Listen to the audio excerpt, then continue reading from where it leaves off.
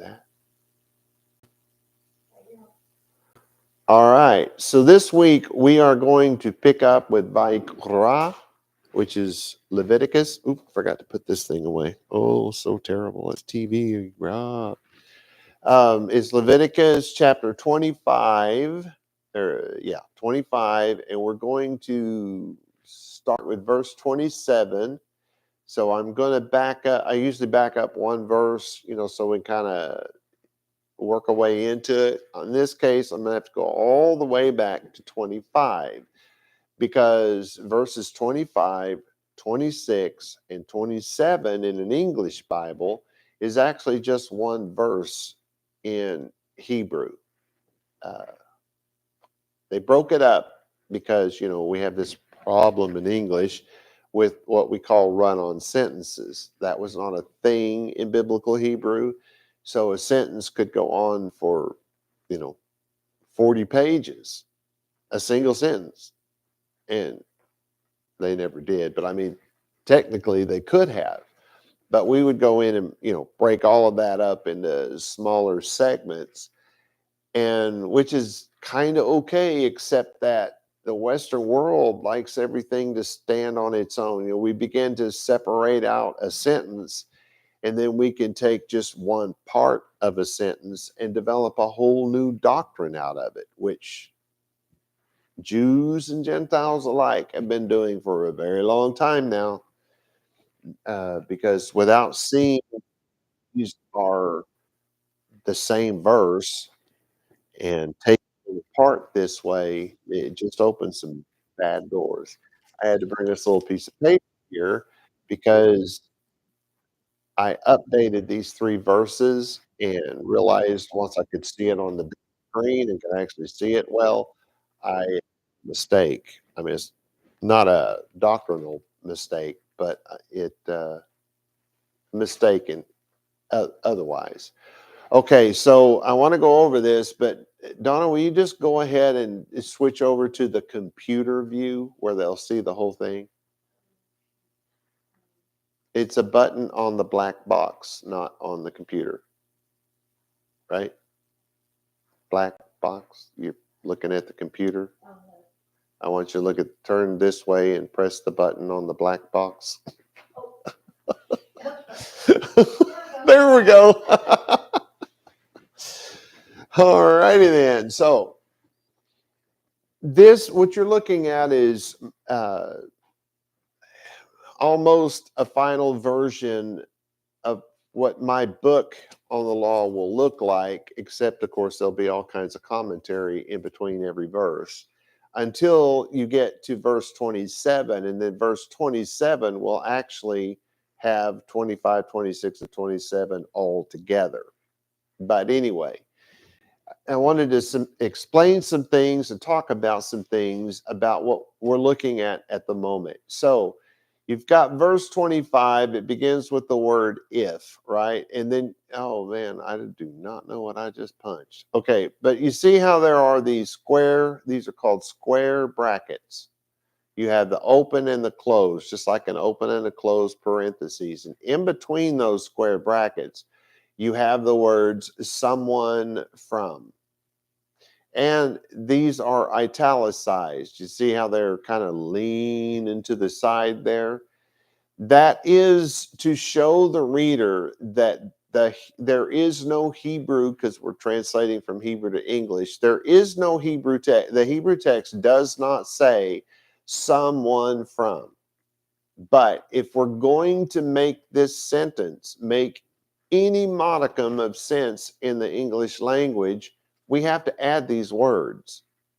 So we want you to know that we've added these words, but you have to have them. There's just no way you're going to understand it. So if someone from your this is a Hebrew word here, and in the book, actually the Hebrew letters are much bigger than the English, but in order for me to turn this into what you're looking at is essentially a web page, it goes the opposite way. The Hebrew gets real small, the English gets real big. But these words here inside these parentheses tell you how to pronounce that Hebrew word. Ach is how you pronounce it. What does that mean? Well, it means Torah observant relatives. But Rob, I'm Jew, I speak Jewish, that's brother. Well, yeah. They're your brothers, right? And in the Hebrew text, it is in the plural. I'm just giving you the root word here, just so you have an idea of what's going on. But in this application, a brother can be, let's say you're a military man and you fought with this particular unit. That unit of men and maybe even some women would call, well, even with women in it, they would call themselves a band of brothers. You've heard somebody use that term, or just call themselves brothers. Probably they would add and sisters if there was a female with them. When I was in the service, we didn't have something like that. Yes, we had females, and yeah, they did some pretty important things, and some of them even fought, but not in the type of unit that I was in. There just weren't any. So we called ourselves brothers and bands of brothers, right? So we're not related. There's black, white, Asian, an American Indian, all brothers by that connection. And then, you go, if you're Christian, hey, you've got a way of doing this too. You go to church, and everybody who's going to your little church, you call them brother and sister, right? So it's of some type of a connection. And in this case, the connection is Torah observance. So I put this here, and when you're looking at this, it's kind of hard to tell on this website looking thing, but all of this is underlined from where the word ach begins. The underline got real skinny for some reason. It's not like that in the book. And then it goes on through Torah observant relatives, and then the underlining ends. It's closed inside this box. Notice that nothing here is italicized. It's all straight up and down, but it is blue just like this over here. But when this is done, and all you have to do is read the instructions in the front of my book, and it'll give you all these instructions. It tells you that this is here to clarify what is meant by this one Hebrew word. Sometimes it'll be a phrase. In this case, it's just one word. So what you need to know about that word and its use in this sentence specifically is that we are speaking of Torah observant relatives. Relatives, not just close-end relatives. If you're a Jew and you're Torah observant, you are a relative to all other Torah observant Jews by biblical standards. So that's just to clarify this. So if someone from your Torah observant relatives or someone from your brothers, your ach, becomes poor and has makar, which is leased, you'll see sell or sold and that sort of thing in an English text, which probably lined up just fine with what the Hebrew meant at the time of the translation centuries ago, but it doesn't fit now. Our use of these words in English require that we change that to leased. It has been leased. It has not been sold. So if they become poor and they have leased, and again, this is in squiggly italics in blue. It's not in the boxes because it's right next to another set of boxes, and frankly, that looks weird, so I don't do it when that happens. But if it's squiggly, or what I can say in squiggly, italicized, there is no Hebrew for that. It's there to help you understand the sentence. So if he becomes poor and has leased some of his property, ahuzah, his property, and a goal karov, a near redeemer, and you may read the words near kinsman in your Bible, but this is a near redeemer.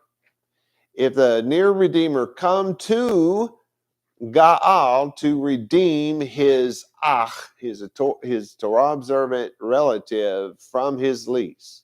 So let me read that straightforward all together so it makes some sense.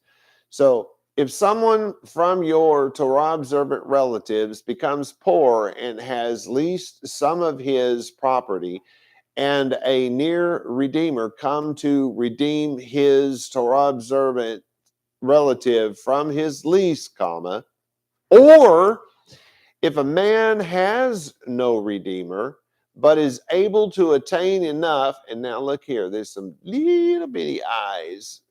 That's an in case you, I don't know if you can see that or not, but there's an open parenthesis, an I that's actually bolded, and a closed parenthesis, and they're very small. Now, everything between this I and this other I within parentheses, it looks just the same. This is here to show you what is actually meant by the Hebrew text. And then that is followed immediately. Notice that little I here, and there's a space, and then you have an open square bracket. You have straight up and down, but blue words, and then you have a closed square bracket. So the intention here is that the words inside the closed square bracket are the literal, just I took the Hebrew word and just put the English equivalent of that Hebrew word in its place so that you know what it literally said.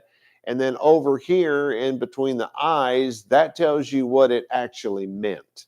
So you can't read them together. It's not like a amplified Bible. The one does not amplify the other.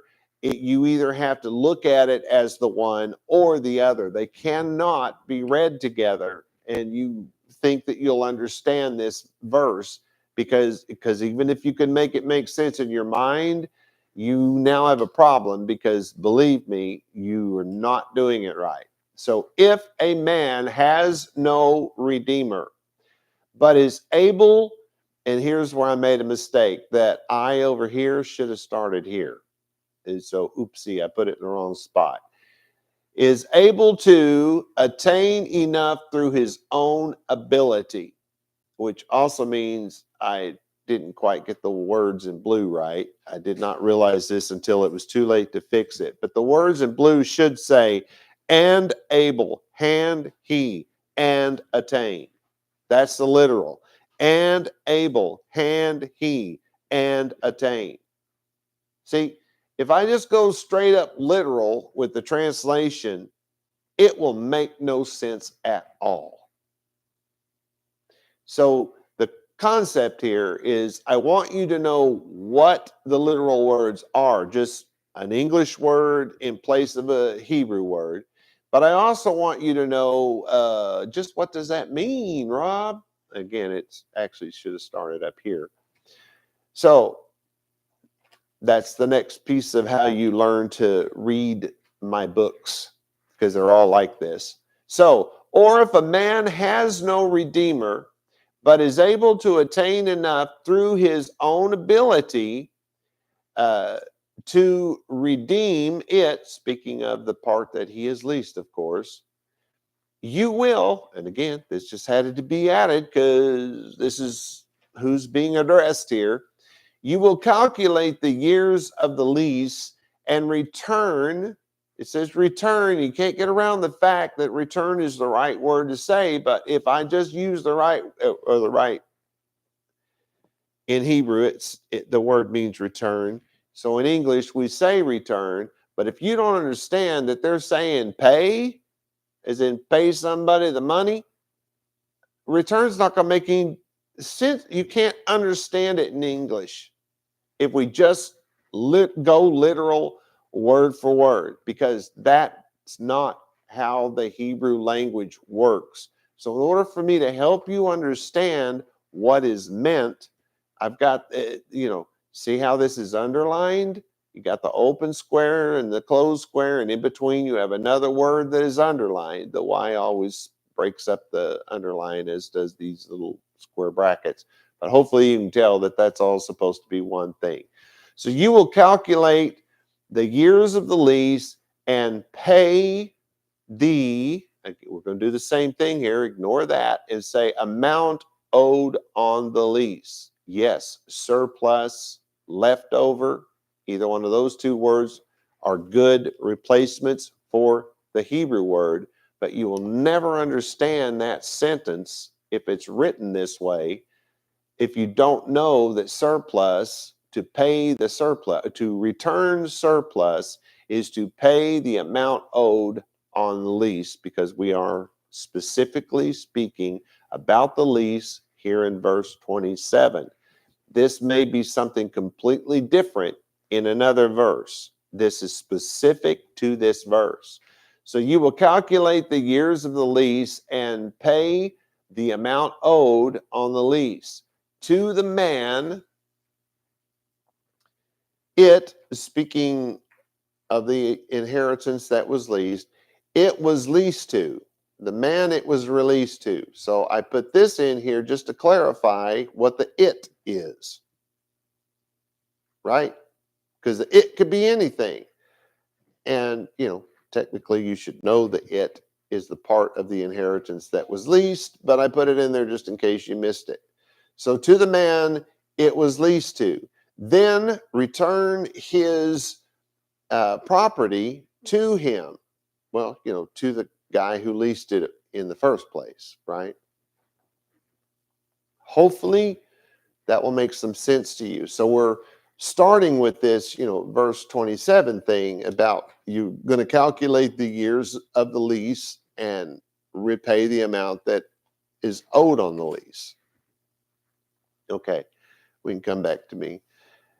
vaYiqra by Drauzine and Wagner, they said that the Torah grants the seller of a field, see, the lease, the what would you call it, leaser? Lesser?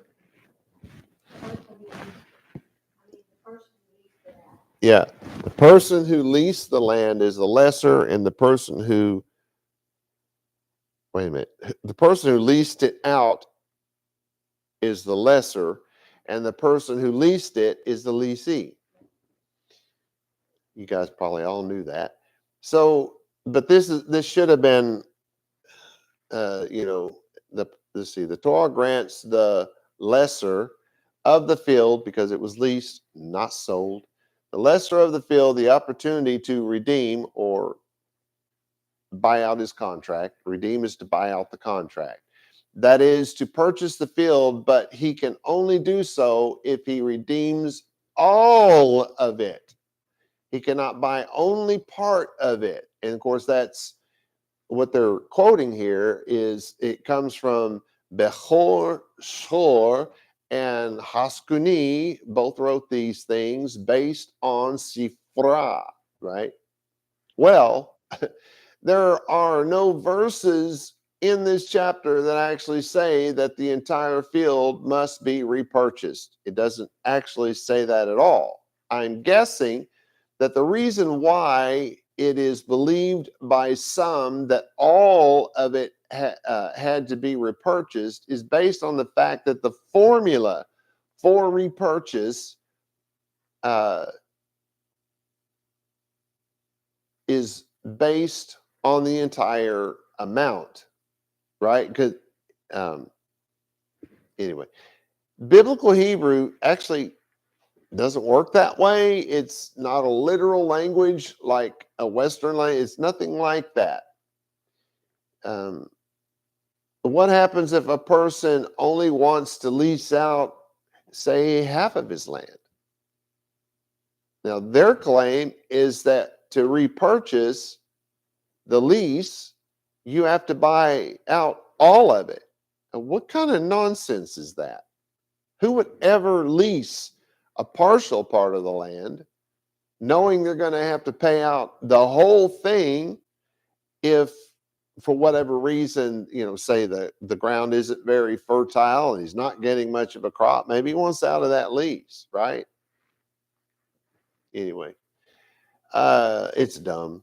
It doesn't work that way. It's the whole thing is to show, and I mean, it's like they never read it. It said you got the whole thing, right? And then you subtract off the years that between when the Jubilee started and when the lease started, and then you have to adjust when the lease is going to now be bought out to the rest of when the end of this Jubilee and the beginning of the new Jubilee starts. So yeah, it does the whole thing, but it's subtracting it down to what's actually been leased and what would actually be owed. So no, it is not the whole thing.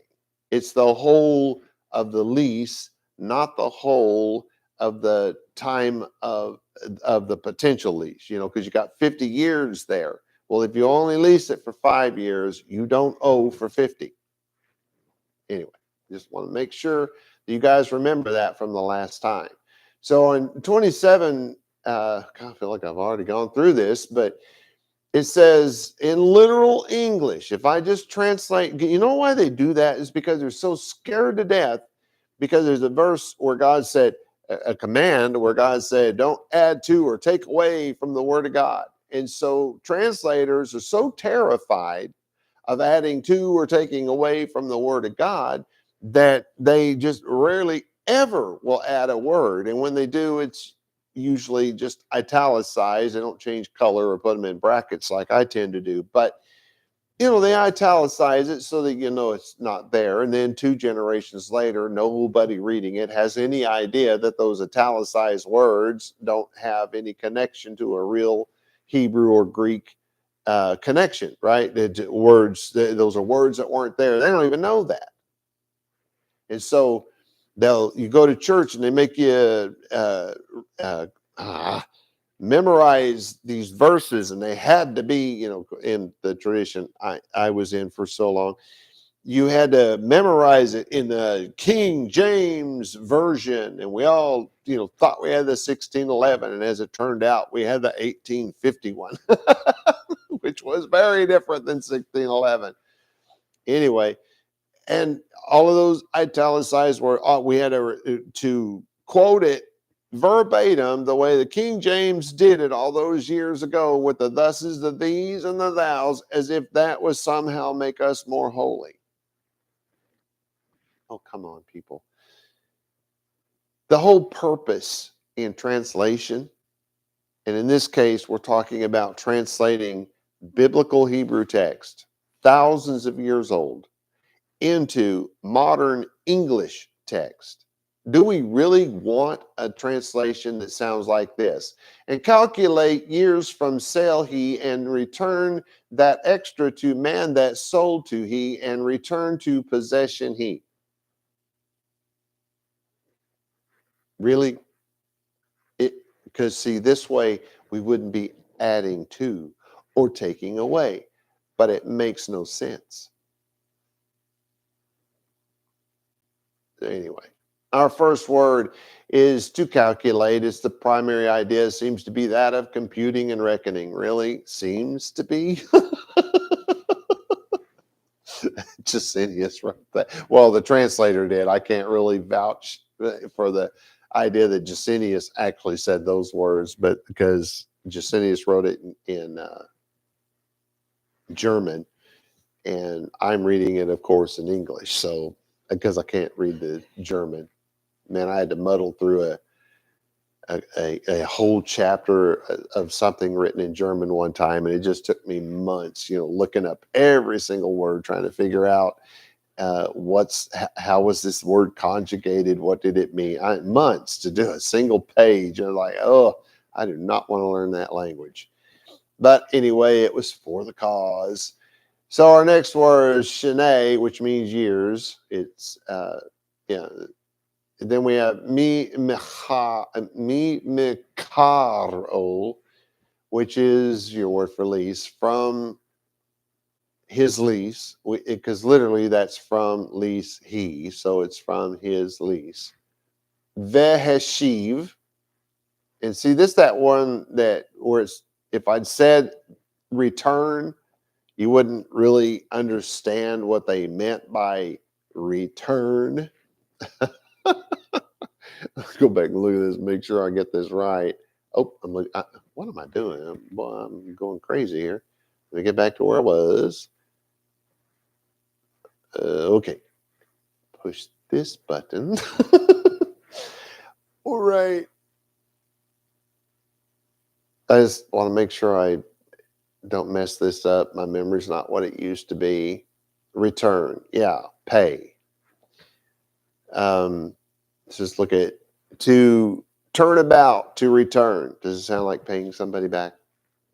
Metaphorically, to be converted of a non-Torah observant person, a sinner in other words, followed by another verb to return and do, or to return to do anything, is the same as to do again, to repeat something, figuratively used to turn oneself to any person or thing, to turn to God, and on and on and on and on it goes. So eventually you're going to get the idea that you're returning this man to his property via paying the money that is owed on the lease, which is why I said pay, as in pay the person back.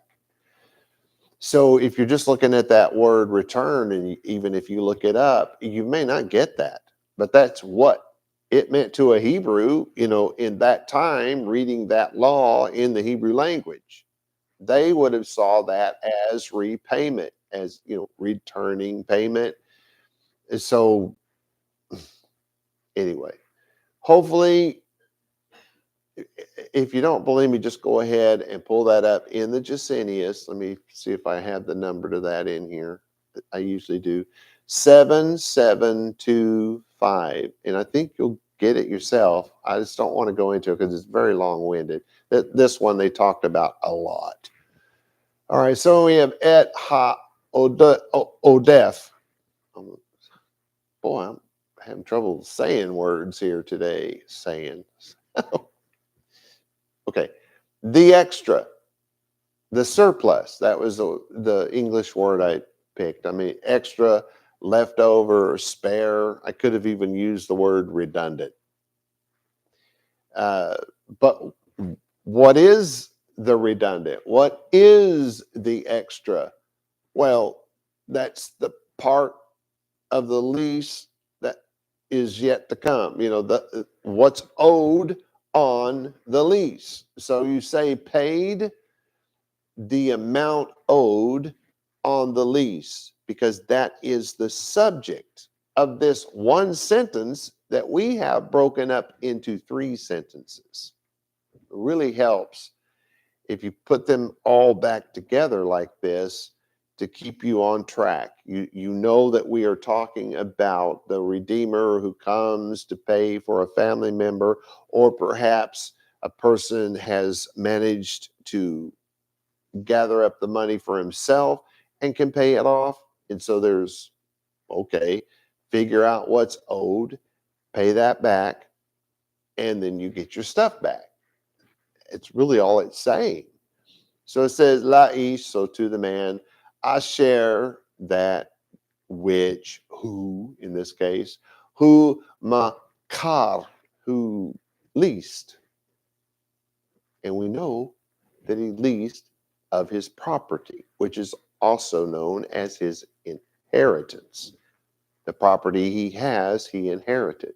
Even if he's of the very first generation to go into the land of Israel, he inherited that property as an inheritance. And even then, he only inherited that property for his name, his family line to manage. Because remember, it all belongs to God. No matter what we do, none of us can buy this from God. But God graciously gave this to us to manage. Then it says lo, which is kind of a sound-alike word. That sound, we think of not generally when you say lo, but that's not what's happening here. It's just a lamed followed by a vav, and so it kind of looks like a word the way they space it out. But remember, when this was written, there were no spaces. It's just lamed meaning to, and the vav meaning him, so to him. But if you say lo, which we would do, it kind of sounds like the other lo, which is lamed aleph. So they are spelled differently, but they do sound an awful lot alike. Then we have veshav. Well, there's your word return. We have had this word already, right? Yeah, we've had this word already. So it's the paying back, the repayment in this case, because we're trying to buy back a lease or buy our way out of a lease. We should look at it that way. I'm not sure. An attorney could probably tell us the way we should look at that. I'm not one of those. Then we have our last word, la'achuzoto, which is to possession, to his possession, to his property, because your property is your possession. It's the same exact thing. All right, so we want to read at this point, since now we've got the whole sentence together without commentary, I'm going to read the whole sentence. If someone from your Torah observant relatives becomes poor and has leased some of his property, and a near redeemer come to redeem his Torah observant relative from his lease, or if a man has no redeemer but is able to attain enough through his own ability to redeem it, you will calculate the years. So under one of these two conditions, somebody has come to redeem, in other words, buy out this lease, or the person who has leased it has managed to save up enough money and he's going to buy it back. Here's the rule for buying it back.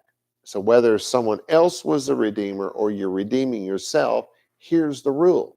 You will calculate the years of the lease and pay the amount owed on the lease to the man it was leased to, then return his property to him. Of course, the him being the guy who leased it. It's that simple. Not too hard to figure out. And we do get the formula for how that's worked out. This is kind of a general overview of, first it has to be paid back. And then upon repayment, it has to be returned. The person has to get his property back. Very important. You can't say, well, you paid it back, but I'm going to hang on to it through the end of this season. Nope. Don't work that way. Once it's paid back, you give it back. You can't say, hey, the lease is up at the end of this season, so I'm just going to go ahead and take it back now without paying for it. Nope, can't do that either. You pay it off, and the guy gets it back immediately. If the lease was for a period of 10 years and the amount per year was calculated to $500 per year, the person who leased the land would have to pay $5,000 the day the lease was signed. Thus, if the Redeemer wanted to buy out the lease at the end of the third season, he had to pay $3,500 to return the land to the original owner. God did not leave any exception for a Redeemer to make payments over time, which is probably what those sages were trying to say, or maybe were saying in their dialect, of the language that they spoke, which was not Hebrew. But anyway, I don't do Arabic very well. So maybe that's what they were saying very directly. All right, we certainly have time for this. So let's move on to the next verse. Now check this out. This is a literal English translation as it gets. And if not find it, hand he enough that make return to he and be from sell he in hand that acquire with he 2 years the Jubilee, and he go out in Jubilee and return to possession he. I think that might be the example I give for why you don't translate Hebrew into literal English. It makes sense of that. That's just me putting one English word in place of every Hebrew word. That's all I did, and that's what it sounds like. We have to do something with this text if we're going to understand what was said in the Hebrew. So we start off with ve'im lo matzah. So ve'im, of course, is and if, lo is not, then we say matzah, and no, we are not talking about bread. None of them sound alike words. It's to come to, it's to attain to arrive at maybe a conclusion. It's a finding something. It's of attaining or acquiring, which would have to, there would be a purchase for you to, generally for you to attain, certainly for you to acquire something. So keep that in mind. It's going to become very important here. And this word is grammatically in Hebrew is in nifal, which means it is to acquire by anyone, to be found, to find any person or thing properly, to come upon, to fall upon, which would indicate you weren't looking for it. Or if you were, you weren't expecting it when you suddenly found it. That's not where you're expecting to find it. There's some kind of not connected directly to purposefully doing it. But then again, in default, it can be the total opposite and be purposefully. But the sentence will let us know as it lays itself out. So we're finding something, right? Where'd that go? So, and if someone does not find yado, can't find your hand? Are you serious? Because it says yado, that's hand he. So he can't find his hand. Man, day is your next Hebrew word. That's enough. English would be the word English. Pretty good replacement for that Hebrew word. It's sufficiency. It's a large enough quantity. What is sufficient? So you're trying to gather up enough money to pay off your bills. You're going to have to gather up enough money to pay off your bills to have to have enough, right? So this is not of falling short. But if you can't find enough of his hand, hashiv, this is the word of to return. But again, and this is a grammar thing that has nothing to do with anything that we know in Hebrew. But this has the implication, this is not to return. This is to bring. It's like you have a cow, you put a little rope around his neck, and you pull the cow, and you're returning him to the field. Doesn't necessarily mean you're returning him to somebody you borrowed him from. What do you borrow a cow for? I'm just saying. But it's to bring something somewhere, someone somewhere. It's a bringing something. Maybe we're bringing money to pay off our debt. I don't know. Let's find out. Low, and again, that's not the not low. That's the to he, which it could also be to it. Because remember, he also means it in Hebrew. Then it says v'haya, so that's and be, very literally, and be. So and exist, to come to pass. You see it written that way in a lot of the older Bibles, and it came to pass. They'll get that from this word. Because maybe it wasn't in existence before and now it's in existence. Like before you owed money and now you paid the thing off, so now you get your stuff back. So before, you having your stuff back was non-existent, and now that you get your stuff back, it is existent. Not Don't try to get spiritual with that. There's nothing there. Mimicaro, which we've already had, that's the word for lease. And so they've added the mem in front of the word. And so now you have from lease he. So it's from his lease is the way we say it in English. Bayad, in the hand. In the hand, I guess I should tell you, this is idiomatic. It's to have the ability. To have the ability.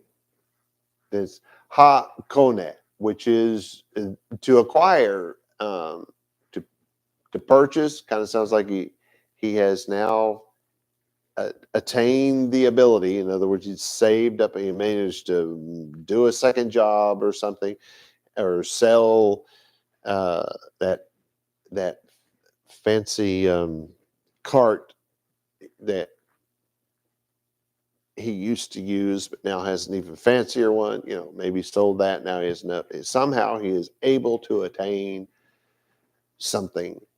And now, well, in this case, I guess kind of have to think of it as money, such that he has now acquired it. In other words, he's paid for it. If you paid for it, you have now acquired it. That's your word. And then it says oto, which is from the word et, that means nothing, but the toe sound at the end of that word means it or he. Then we have odd. So that's generally the word until is really your best English translation almost always, because it's to pass over, to go on properly. It's a passing, progressing in space and duration and time. So they sometimes translate this as eternity, and it can be, but rarely, and maybe not at all, because it's almost always connected to olam, ad olam. That would be until forever, but it gets translated forever and ever, which is, you really think it through, kind of the same thing. Then we have shanat, which is years in plural. Ha yovel. Now, we haven't heard this word in a while. Remember, that's that word that when you transliterate it in a very weird way, it comes out to the English word Jubilee. The word Jubilee is not a Hebrew word, but yovel, which is where Jubilee literally comes from, actually is. And do you remember that that's a ram's horn? But that's the title they gave of this event. Somebody getting their stuff paid off. And of course, if you're talking about the Yovel, Shanat HaYovel, the Jubilee year, the year when your stuff gets paid off without you even having to pay for it. Because every 50 years, the slate is wiped clean. So if you're leasing, you don't want to do a 50-year lease when the Jubilee is only 20 years away. You're going to get burned on that. Of course, the law says you're not allowed to do that, but some people wouldn't know the law and could be duped. So the law is there really to protect the maybe Jews who don't follow God's law so much, protect the non-Jews from you have your bad apples in every bunch, from one of those bad apples from taking advantage of a non-Jew. God doesn't want us doing that. We should not be taking advantage of non-Jews. It's a bad thing. So we're talking about the Jubilee year, of course, and that's the year where everything gets wiped away. This is vaYiqra, which is and go out. It goes forth. You blow the horn and the year of Jubilee begins. We're going forth into the Jubilee. Ba Yovel, into the Jubilee. Just like I didn't realize I was going to say that twice. Veshav, well, somewhere in my head it was there. I did translate this.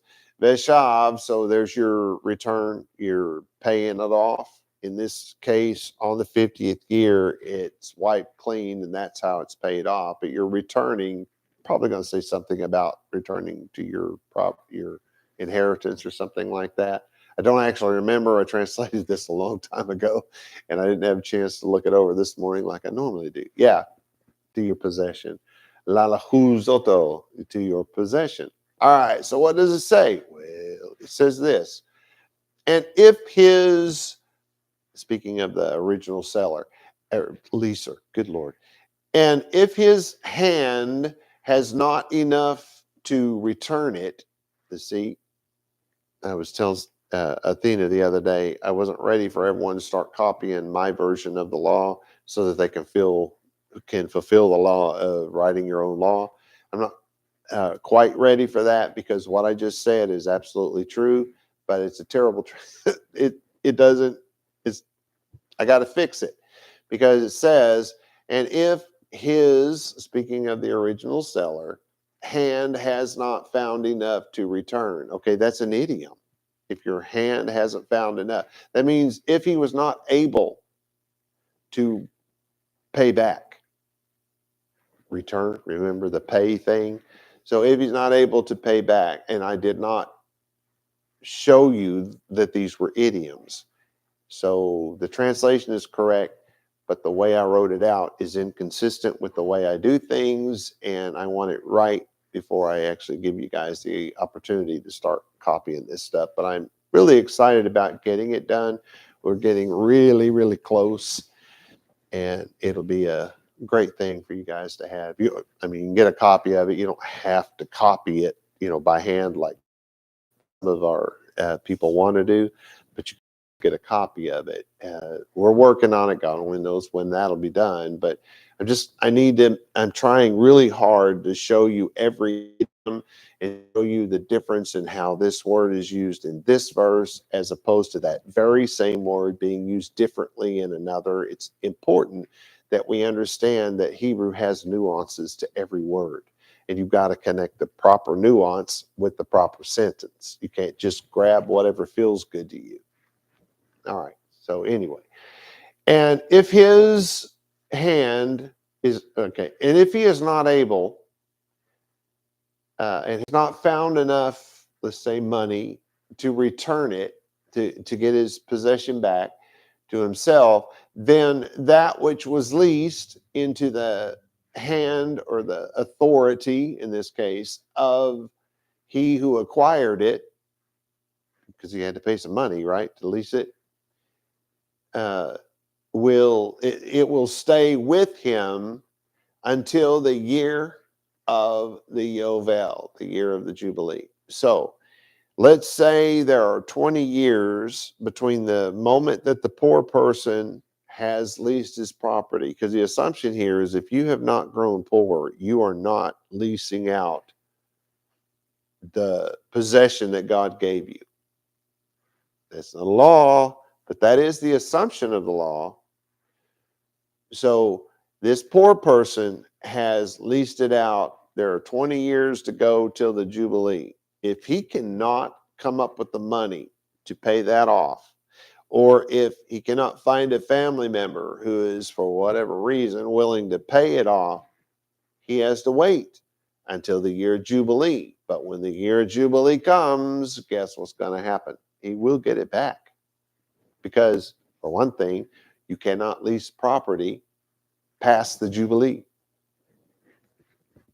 And this is assuming that the lease goes to the end of this time and, right up to the beginning of the new Jubilee. That's an assumption. If you leased it out for 5 years and he can't pay it off for 5 years, but the Jubilee is 20 years away, that guy does not get to keep that land until the Jubilee. He only gets to keep that land up to the Jubilee if he leased it up to the Jubilee. Are you following me? One of the reasons why we cannot take this stuff literally. That is not how biblical Hebrew works. They didn't know what literal was. They were an idiomatic language, an idiomatic thinking people. It's very different than the way we think and speak in America and the West at large. Okay. Okay, so the lease he couldn't pay it back, and so now we're up until the Jubilee. It, speaking of that land, will go out in the Yovel, in the Jubilee, meaning that the lease will be wiped away. And his, speaking of the original person the poor person who leased it out, his property will be returned to him. So, see, previously, his property was returned to him the moment he paid it back. Now we're looking at the Jubilee year when that horn is blown on the first day of Yom Kippurim. Do you remember that? In that moment, that debt is paid off, that lease has ended, and in that very moment of the blowing of that horn, that person who leased it out is to be returned to his property. So if you're living in his house, you'd better be moved out by that moment. So you better plan ahead. If you just lease the field, don't be over there trying to harvest something after that horn goes off, because now you're a thief. I hope that's clear enough. It might seem to some that this verse indicates that the purchaser of the lease is to take possession of the land from the initiation of the lease until the next Jubilee, which, of course, the sages fell for that. Again, this is not how biblical Hebrew works. This verse is not demanding that a person lease his land until the next Jubilee. This verse is placing a limit on the length of time our land can be leased. That's the whole purpose. Otherwise, someone in our family might lease our inheritance into perpetuity. They could lease it forever if this law did not exist. So it's here to limit the amount of time that property can be leased, purposely limit it. Were any lease to be perpetual, there would be no right of redemption for the heirs of those who, technically speaking, now have sold their land. They're sold the land, I should say, that belonged to the heirs ultimately, right? You follow? We're going from a lease, clearly a lease, because it has an ending point. You could say, well, he bought it. Okay, but at a certain point in time, it's no longer his. It goes right back to the person he bought it from. That doesn't make any sense. This is a lease, but if you could lease something into perpetuity, like maybe what the oil and gas companies are doing, they go and they lease land so they can drill up the oil and the natural gas and the whatever else they're pulling out of the ground into perpetuity. That is not right. There should be an end to it.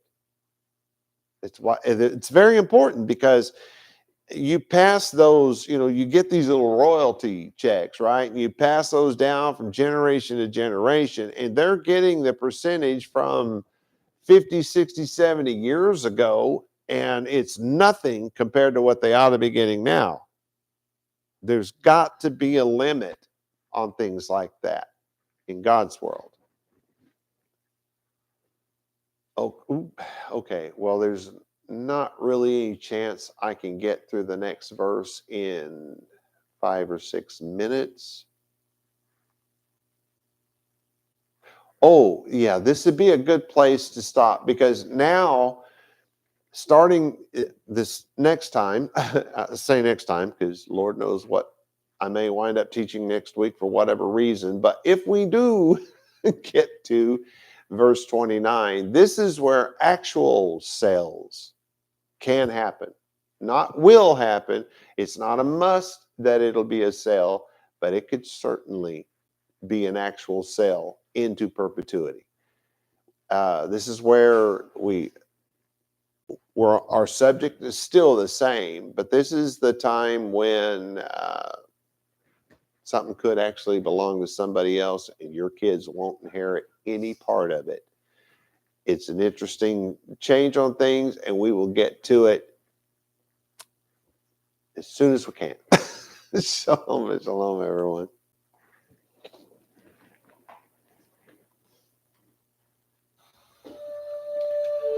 The blessing, Be'ivrit. Yevarecha Yahweh v'yish merecha. Ya'er Yahweh panai v'lecha v'hunecha. Yisa Yahweh panai v'lecha v'yasim lecha shalom. And in English, may Yahweh cause you to lie down so that you may rest. May he touch and caress you. May he prepare you for what is ahead. May he watch over you. May he keep you from harm. May he cause goodness to grow in you and take away the bad. May he arrange your life and cause you to flourish. May he cheer you up and gladden your heart. May he cause his light to shine through you. May he show you tenderness, favor, and love in his presence. May he show you kindness and be delicate towards you. May he show you his generosity, mercy, compassion, and desire for you as it comes forth from the depths of his soul. May he lift you out of your pit and deliver you from the things that hold you prisoner. May he draw you to his chest and cast his eyes on yours. May he show you his love and desire for you as he cradles you in his arms. May he bear your punishment and pardon you of your sin. May he take you for his bride. May he establish a foundation in you. May he place his name on your heart and mind and make your body his temple. May you be his treasure. May you always be on his mind. May he draw you near and comfort you when you are afraid. May he assure you there is nothing to fear because he is with you. May you and all that concerns you be at peace because he is your friend. Amen.